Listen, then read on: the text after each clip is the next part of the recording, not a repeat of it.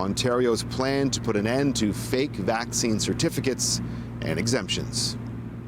If the system has so many holes in it that we can't count on it, there's not much point in having it. For weeks, CityNews has been reporting how people have been using fake certificates to enter Leaf and Raptors games, bars and restaurants. They've been taking Ontario's old vaccine certificate that doesn't include the QR code and changing the name and date of birth to match their ID.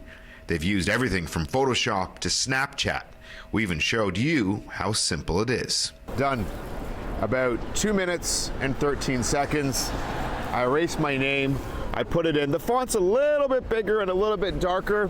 Today, the province announcing that as of January 4th, those old certificates will no longer be accepted. And CityNews has confirmed the province is taking it one step further.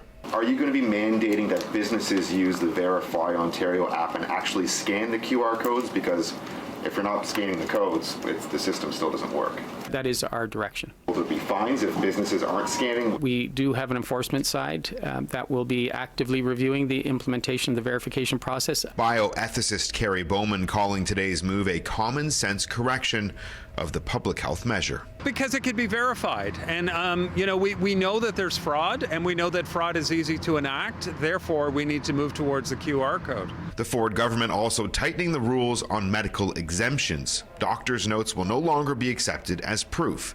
A nurse or doctor must now call public health to confirm an individual's condition and medical exemption. Once verified, it too will be uploaded to an individual's unique QR code. It's a measure that Professor Bowman believes could be difficult to roll out. Dealing with public health, I don't mean to be overly critical, but the system is overwhelmed. It's bureaucratic and it's very hard to access. The Ontario government also officially announcing that it scrapped its tentative plan to start lifting proof of vaccination measures on January 17th, something that many experts never saw as achievable, even without the rise of the Omicron variant.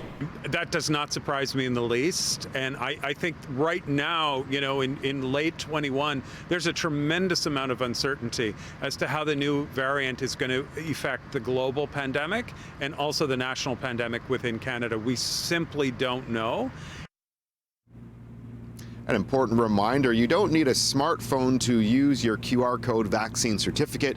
You can print it off on a piece of paper, bring that paper, which can be scanned at a restaurant or at a Leaf game or anywhere needing proof of vaccination. Now, there are multiple other measures announced today. As of December 20th, children aged 12 to 17 who are visiting a rec or sports facility will be required to show proof of vaccination. Now, a rapid antigen testing blitz will also be taking place over the holidays, with 2 million tests being provided for free at malls, retail settings, markets, and transit hubs. And as for schools, Dr. Moore reiterating that the plan is for children to return for in-person learning following the winter break.